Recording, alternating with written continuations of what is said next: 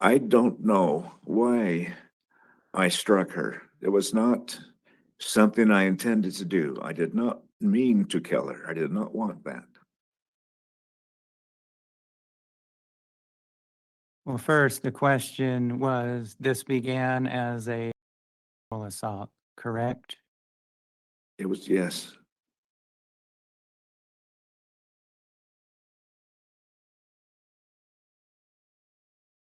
And it apparently didn't go the way that you envisioned it going, and you beat her to death, correct?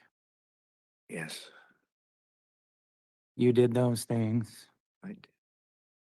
We are about to watch the parole hearing of a man who in 1992 took the life of a young 19-year-old woman.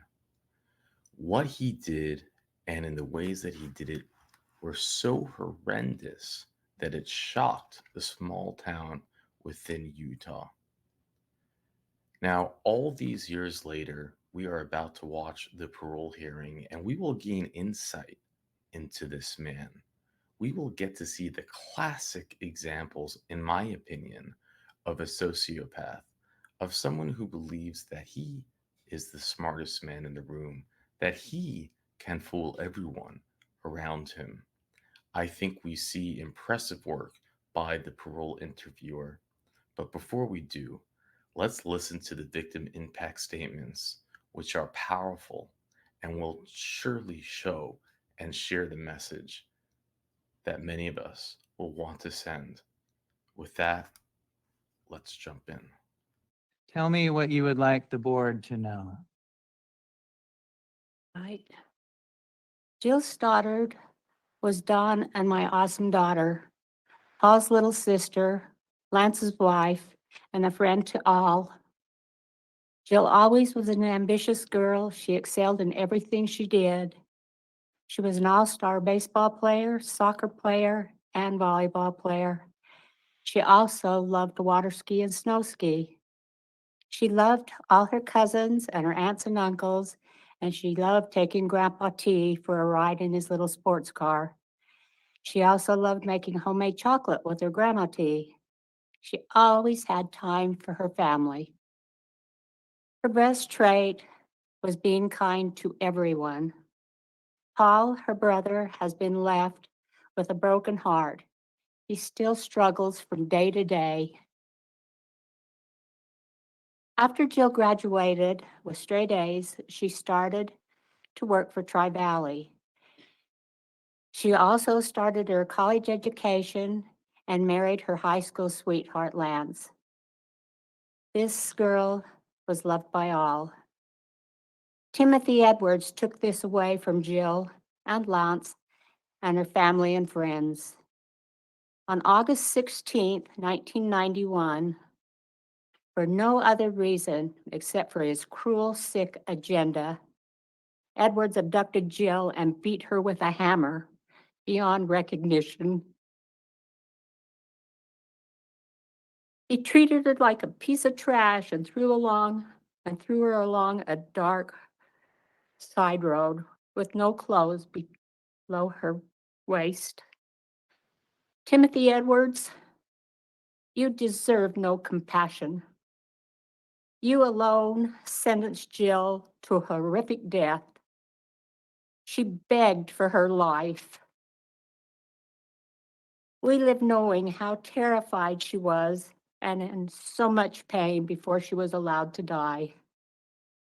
There's not a day we don't grieve for her. You, Timothy Edwards, need to spend the rest of your life in prison where you cannot hurt anyone else. If Edwards is allowed a parole, it will devastate our whole family. He is a vicious murderer. Please keep him where he belongs, locked away. He will be a murderer now and forever. It will never change. Please don't give him a parole. You know, Jill would have made a difference in this world with Timothy Edwards up. Thank you, ma'am, for that very articulate statement.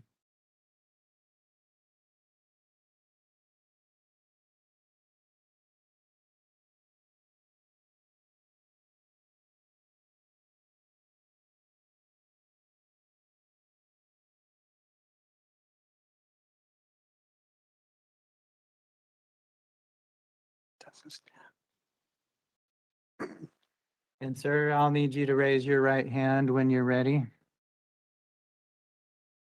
Do you promise that the testimony you will give will be truthful and accurate? I do. Thank you.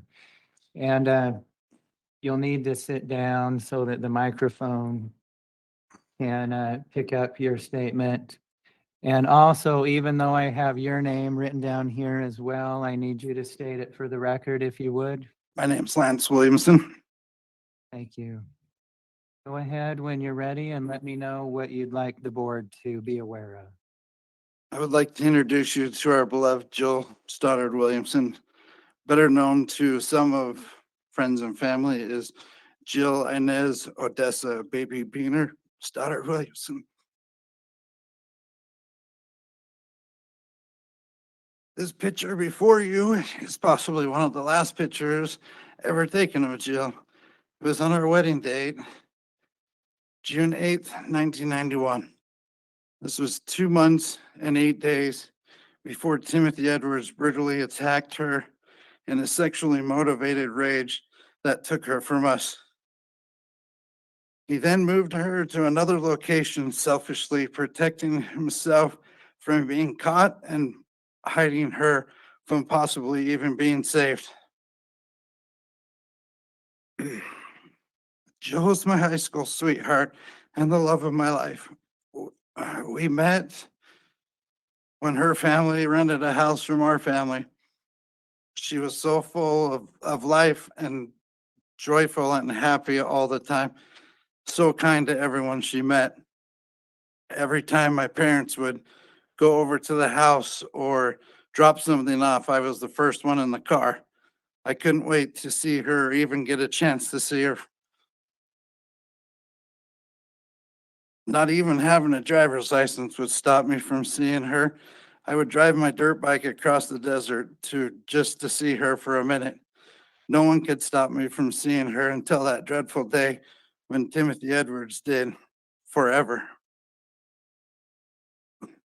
I didn't love school, but when Jill started going to the school, I sure liked it a lot more. Any time I could spend with her was amazing. She was busy with every sport she could come up with, volleyball being her love of sports, and she was amazing at it. She dedicated so much time to all of her sports. She helped all of her teammates as much as she could before practice, after practice. In high school, we went to almost all the dances. Looking back at the pictures, we have so many that were in formal clothes from the dances that we attended.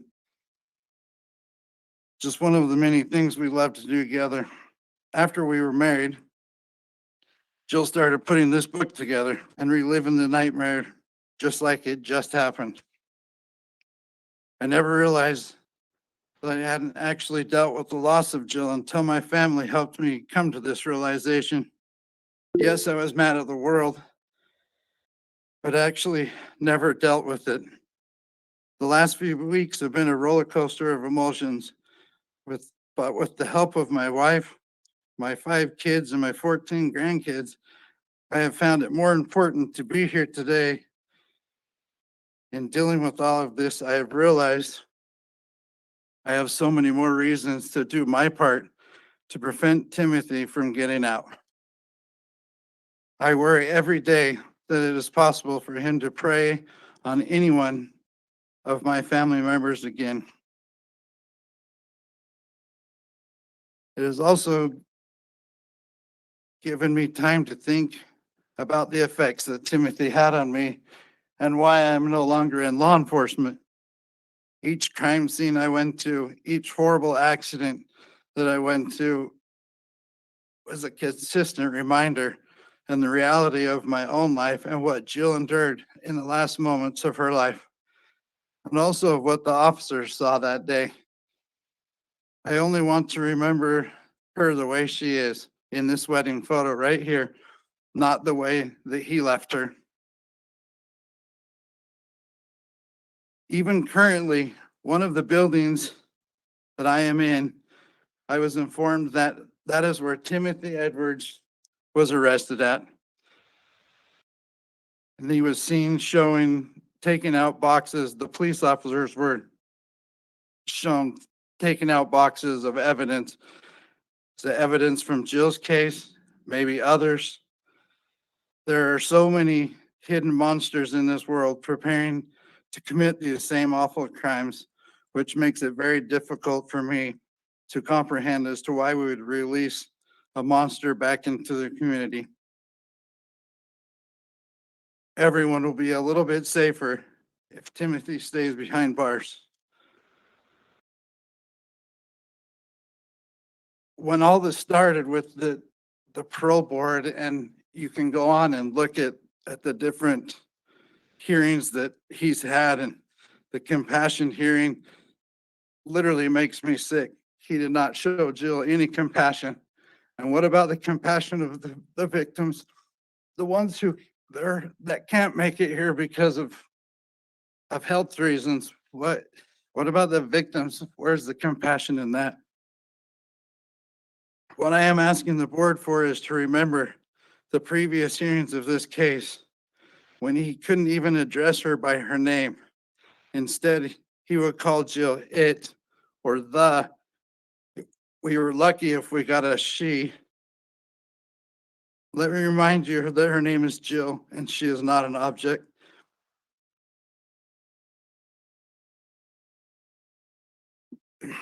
She will always be known as a beautiful, happy, loving young woman that did not deserve to die at the hands of this sexual motivated monster. Timothy showed no mercy to our beloved Jill and left her alone to die. So it only seems fitting that he do the same. He has earned that right.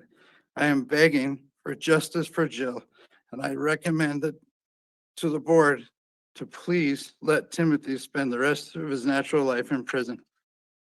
Thank you. Thank you, sir.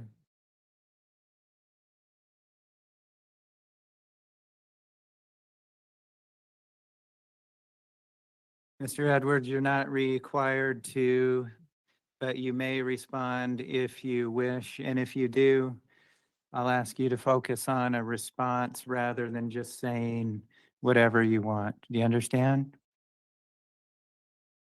A response to what was just said, or I had, Yep. or a statement? So, Would- listen carefully. We've just heard two very powerful statements from the victims' representatives. If you wish, you can respond at this point. You need to limit your statement just to a response. I see. We can talk about other things later, but this would only be a response to those two powerful statements. You're not required to, but do you wish to respond?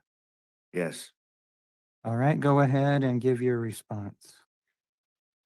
The only thing that was wrong in that presentation is there were no boxes of evidence. There was no evidence of any kind. My van that I had was in a place where we did laundry. So there might have been boxes of clothing, but they had nothing to do with the crime that I did. That's what I wanted to make clear, that was not, the boxes was not in any way associated with my crime. Any other response, or is that it? That's all.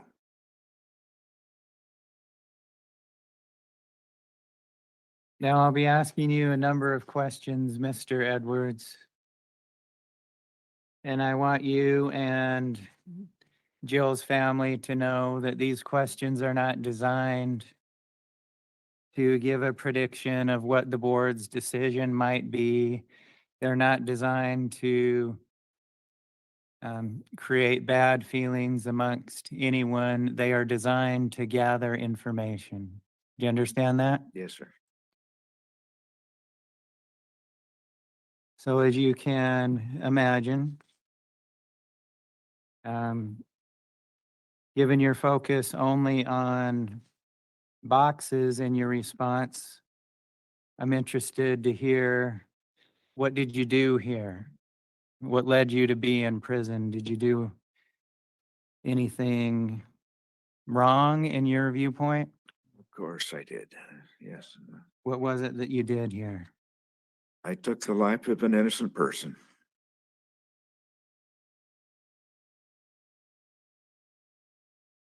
Why? I think that a lot of that can be answered by a statement that I have, if I can read that, How long is it? just 2 pages. Go ahead. I would like to begin by telling you that every day, not a day goes by that I do not feel heartache and the anguish for the taking of Jill's life. From the beginning of my incarceration in 1991, September, I have felt compelled to answer the questions of why and how I could have committed such an uncharacteristic and violent act. I sought out any information dealing with psychology and the functioning of the brain. In 1994, I was able to meet with a Dr. Roger Prey and have many discussions with him. At the time, he was one of the foremost authorities in the country on the subjects of psychology and hypnosis. He helped me to work through a lot of issues, chief among which was the severe beatings that I had at the hands of my stepmother. I was told that many years of these beatings and the alienation of affection was devastatingly detrimental to not only my body, but more so to my psyche and emotions. I felt empty and hollow after each encounter.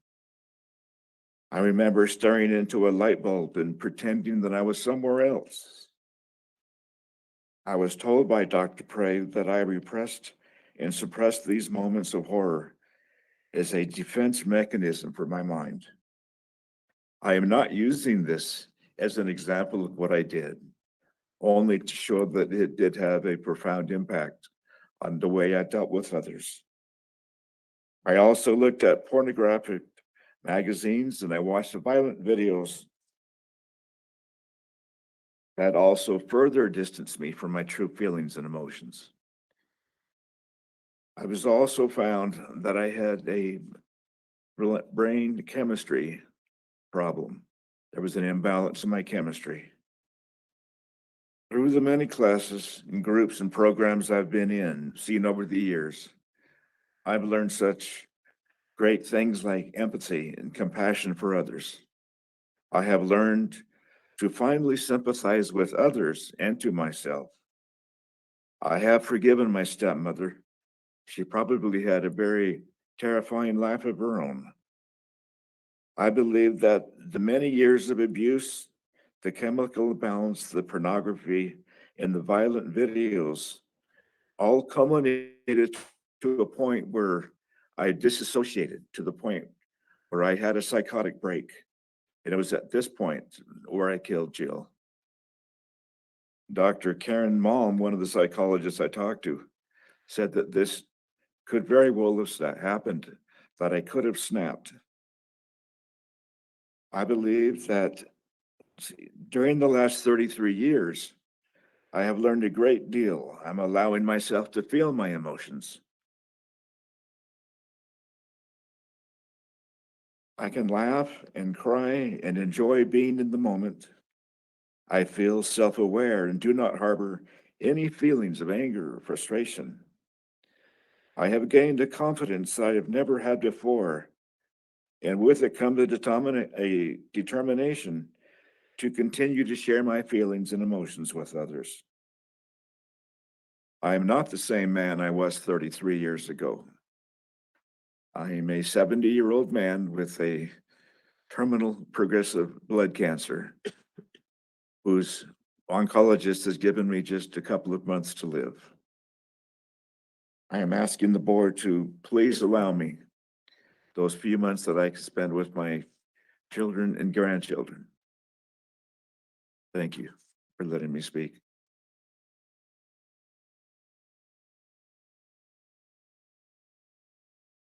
Now, Mr. Edwards, have you seen the most recent psychological review from Dr. Peck? Yes, I have. Do you agree with it? Well, I agree as far as it didn't cover as much detail as I had with Dr. Malm when I had my psychological with her. But we were able to discover a lot more things. We covered a lot more ground. With him, he kept talking about the crime itself and how I told him that it was like I was watching somebody else do it. That I was not in my frame of mind. I was not conscious of it. And that's what I told him. Let me ask you this. He says that the difficulty with your argument is that what you describe requires some sort of triggering event. And there was no triggering event here. There was nothing that Jill would have done or could have done to trigger this sort of event. That's what he said, correct, Right. yes. Do you agree or disagree with that? I agree that there's triggers that can happen when something is snapped that are not perhaps brought right out in focus. Something might have happened in my mind. It must have happened in my mind. It wasn't precipitated. It wasn't brought on by anything that Jill said or did. It just happened.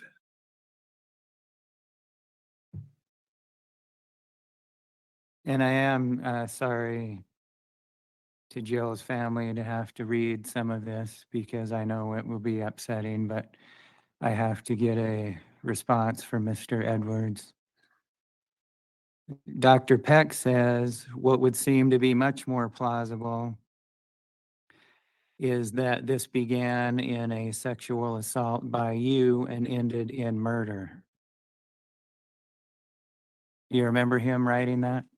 Yes, And do you agree that this began as a sexual assault?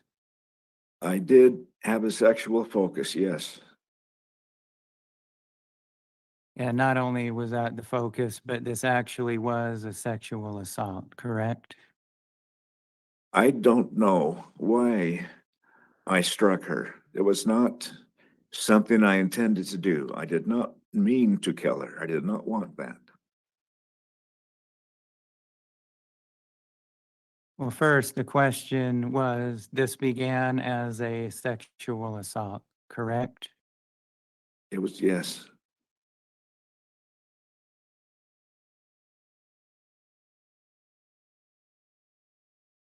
And it apparently didn't go the way that you envisioned it going, and you beat her to death, correct? yes. You did those things, I did. and you did those things intentionally, correct? If intentionally is a focus of beforehand knowledge, then no. I did those things, yes. But I was not in my right frame of mind when I did them. What I'm getting at is you took purposeful actions to assault her and murder her, correct? It wasn't an accident, correct? Yes, This was done on purpose, right? it was not premeditated. But it was purposeful. You agree to that? Yes,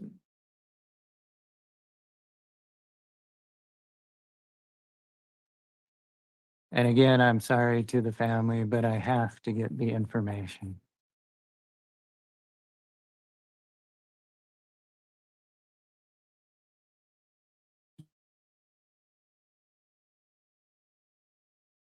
There were a number of disciplinary violations over a period of a few years, although it has been a while. Can you tell me what, if anything, has led to no disciplinary violations? Is it simply you getting older, or is it that something has changed in your thinking? I was, with my brain chemistry, I mean, like I told you about, it discovered that I had a chemical imbalance. I was put on and it helped a lot in terms of being able to focus my mind, how I could communicate with other people. Until then, I didn't really associate much with others. I played cards and games and handball and things like that, but I think that was the turning point where I was able to, after a certain point, I just had, I didn't do any things that would warrant a write-up. I'm sure part of it was my age. I did play blank games and softball till I physically couldn't do it because I broke my back. And I also believe that I would use therapy. Are you participating in therapy now, or this is something you need that you're not participating in? It's something that I'm looking forward to getting on the outside. The person, my daughter, who said I could come and stay with her till I found a place. There's a bishop in that ward that's a counselor, and he has offered to have counseling with me or set up where I could have counseling on the outside. And tell me what it would be for. To further explore this trauma, Dr. Malm said that also I would probably benefit by getting into maybe the early recesses of my mind in terms of how when I grow up, because I'm still interested in things that happened. And would all this information come only from you, or is there independent evidence, witnesses who observed this activity? No, I'm not sure. I don't understand, sir. Sure. The question is, you're talking about abuse from your stepmother. Yes. Are there witnesses, evidence, anything besides your statements that would support that? Everyone that could attest to that has died. My stepmother, my father, my brothers and sister, they're all gone.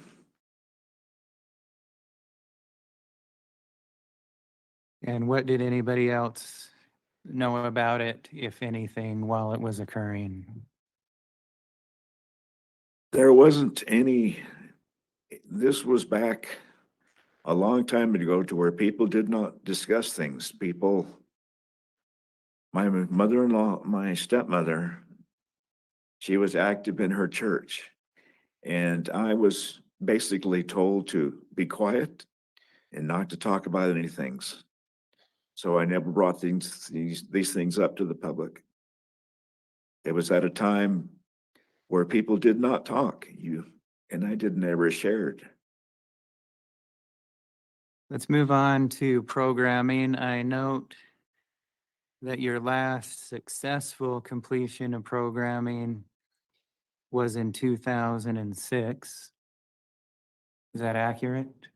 Which programming was that you have there? Impulse, anger, stress control, Yes, August 17th of 2006. yes. What have you been doing for the past 18 years? Well, I've been working mostly. I worked at print shops and the UCI. They haven't had any groups that I could get a hold of. I was always looking around for groups to be in. And they didn't have any past that time. If I understand you're saying that there has been no programming in the prison in the last 18 years? Not that dealt with my situation. I was part of a homicide group in Gunnison. And I did attend that one, I think, for about 3 or 4 years. This was about 2099 to 2002. Besides that, when I did come to Draper, they didn't have any groups that talked about those things, no.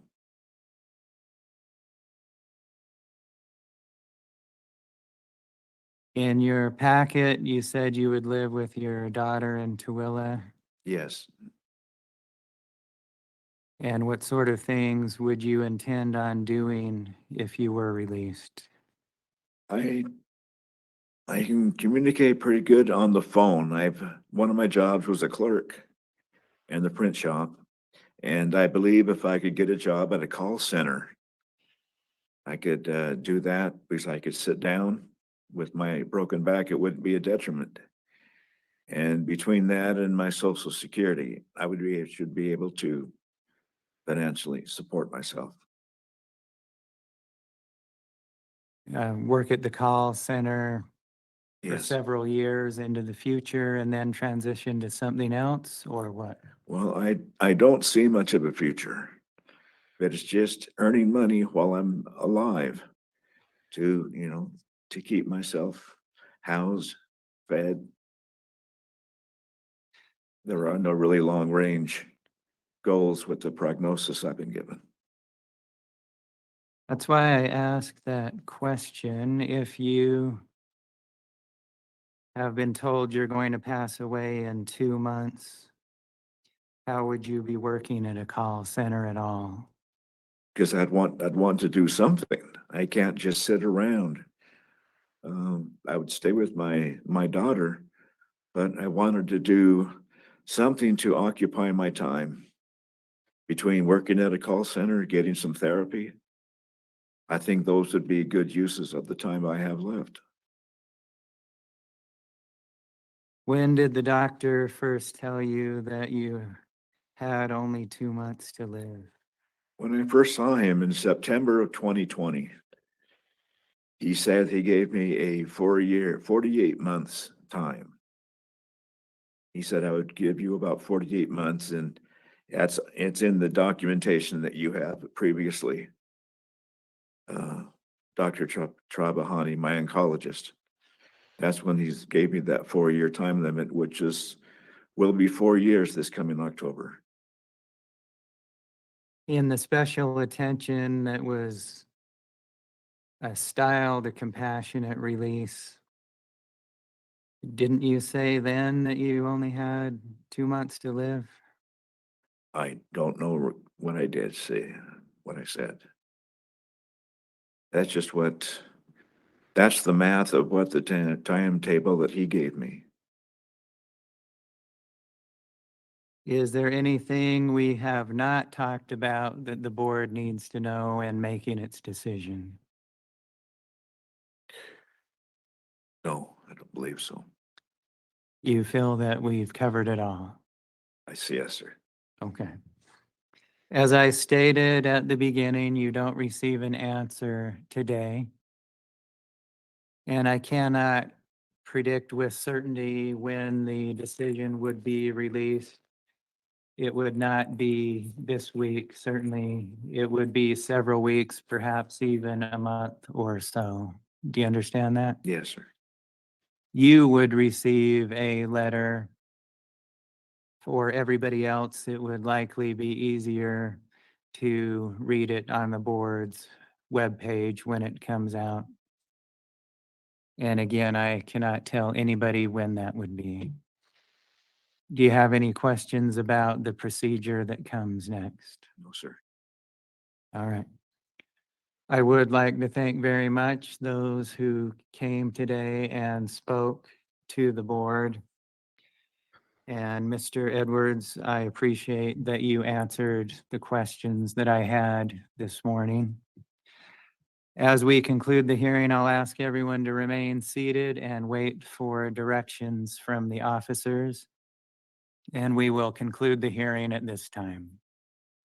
And there you have it. So I'll give you a moment to take a guess if you think they paroled, what you think Utah did. They denied. They denied, and they said that he will get a rehearing in another 5 years. Now, I mean, according to him, of course, he only has 2 months left to live. So surely it won't be a problem. But wasn't that amazing how you could see him trying to manipulate the board, thinking he's so clever? And what I appreciated about this hearing was the style in which the interviewer, which was so like, it's kind of a weird, it's like monotone voice, but he's on it. He caught him in every lie. He caught him in every contradiction. He caught him in really everything. And he just did it in such a nonchalant, dry style that I rather enjoyed it. I don't know about you, but I felt like we were watching a classic. Like, this is the type of man that should be studied by PhDs, by the FBI, by this. Like, if you want to get a profile of someone who thinks that they can actually manipulate their way around a room, that they can trick those around them, that they can, and that was my impression of it. I mean, he really thinks just by saying, well, a doctor told me I have 4 years left to live, so you do the math. I only have a few months left to live, and that's what he initially got his parole hearing on. Look at this. This is a recent article, August 27th, 2024. It's one, and I like that they're writing these articles. And thank you, Sir Richard. Utah inmate with months to live seeks parole, right? He even gets the headline he wants. And think about this. He's literally getting that statement, months to live, because of a conversation that can't be documented that he claims happened 4 years ago with some doctor that said he had 4 years left to live. That that garnered that headline. And you probably will have some butterfly people showing up, the rainbow butterfly type saying, have some compassion for the man, you know? And it's like, yeah, okay. Let's read this. A 70-year-old inmate in the Utah prison who says he has only months to live is asking the state to grant him parole from his life sentence. But family members of Jill, who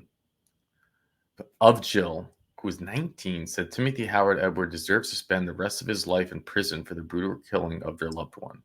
You deserve no compassion. You alone sentenced Jill to horrific death. She begged for her life. Her mother, James, said. We heard her. We heard her speaking. I am begging for justice for Jill, added Lance, who had been married to Jill for 2 months before she was murdered. And isn't that, it is for him to still come back all this time later and talk.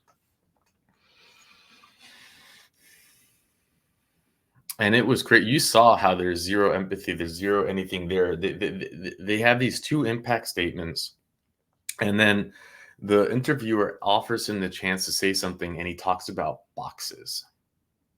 That's what he goes to. Boxes. On August 16, 1991, Williamson was working alone at the Tri-Mart convenience store in St. George when an Edward, a delivery man for Work Clothes Inc., stopped at the store and asked Williamson to follow him to his truck. He then assaulted her, brutally bludgeoned her to death with a hammer. And even when he was trying to answer these questions, he's trying to use words like, I wasn't intentional. It wasn't planned. It wasn't first degree. It wasn't. It's like, shut up, man. Her new body was found dumped in the storage unit complex a few blocks away. Edward originally pled guilty to killing, claiming that he was, not all there. But at sentencing, Utah's 5th district judge ruled he did not believe in Edwards, thankfully, whom he said has shown no remorse for his crime, and was sentenced for the murder. Isn't it crazy they do 5 years up to life? Again, that's Utah. How can you have a minimum of 5? So Utah, for how many years now, their legislation is still broken where this man could literally have a minimum of 5 years. During his first parole hearing in 1995, the board decided Edwards should remain in prison for the rest of his natural life. So he kills her. He gets a parole hearing 4 years later. So this family had to show up to his parole hearing, and that's Utah for you. And we've seen this over and over again, how their sentencing guidelines are gimmicks. Can you imagine having to attend a parole hearing of this monster 4 years after doing it? And the parole board said, obviously he, you could only imagine how ridiculous this parole hearing was back then. And they said, no, we're actually going to make you stay in for life. And that decision remained unchanged following several reviews over the years. Then he kept saying, well, you should review this, you should review this. But now he tried a compassionate release. So most recently, Edward asked for a compassionate release hearing due to health issues. He requested for a release, was denied last year, but another hearing was scheduled for Tuesday. On Tuesday, Edwards explained to a member of the board that he was terminal cancer, and September of 2020 he was given 48 months to live and believes he has only until October. He asked the board if he could spend his remaining time with his children and grandchildren while possibly working at a call center. I thought that was the best part when he was like busted in his lies. Like, yeah, okay, you got 2 months to live. You're going to go work at a call center. I don't see much future, just earning money while I'm alive, he said. There are no really long-range goals with the prognosis I've been given. But Williamson's family and friends say they still struggle even today over what happened 33 years ago. This girl was loved by all. Timothy Edwards took this away, her mother told the board, adding she was killed for no reason except his cruel, sick agenda. He treated her like a piece of trash and threw her along the dark side road. Lance Williamson, who has since remarried, said, Jill was my high school sweetheart and the love of my life. He talked about the scrapbooks she started, and they were married 2 months earlier. Most of these pages are empty now, he told the board. We were young and just beginning our lives together. We never got a chance to do the big things. Everyone will be a little bit safer if Timothy stays behind bars, he continued, while adding that the Edwards compassion hearing made me sick, and that Edwards really referred to Jill by her name in the prior hearings. Let me remind you that her name is Jill, and she's not an object, he said.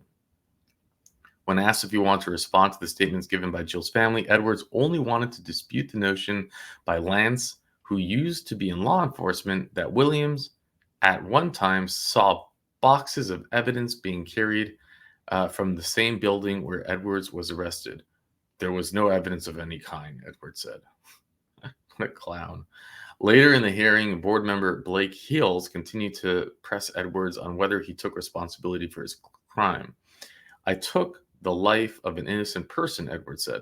Not a day goes by that I did not feel heartache or anguish for taking Jill's life, except I don't believe you because I don't believe you can feel. Edward read a 2-page statement he had prepared during which he claimed therapy he had received while incarcerated had led him to believe by his stepmother a brain chemistry problem, and his habit of watching porno and violent videos was detrimental to his psyche and contributed to him committing the crime. Absolutely. Absolutely. It's, I don't know if you felt that. So basically they had a 5 board member, went to look at this. We know their vote. He's going to get another hearing in 5 years. So I'm assuming he'll somehow magically be alive. And then they might go through this again. But maybe he won't make it. We'll keep you posted on if we do get an update on his health. But he looked pretty healthy to me. And I don't know. For me, what was fascinating about this hearing, again, was just seeing that exact kind of person, that monster in the room, that person who really thinks that he can be smarter, that he can be more clever, more manipulative, and he's just not, and he doesn't get it, and he just doesn't get it. And it might have been a serial killer in the making. Who knows? But what did you think? And then you hear from the survivors and just how this monster just shook their lives.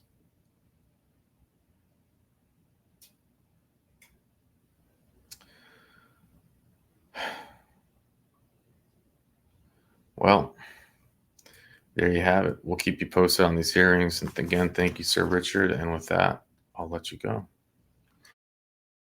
You, Timothy Edwards, need to spend the rest of your life in prison where you cannot hurt anyone else. If Edwards is allowed a parole, it will devastate our whole family. He is a vicious murderer. Please keep him where he belongs, locked away. He will be a murderer now and forever. It will never change. Please don't give him a parole. You know, Jill would have made a difference in this world.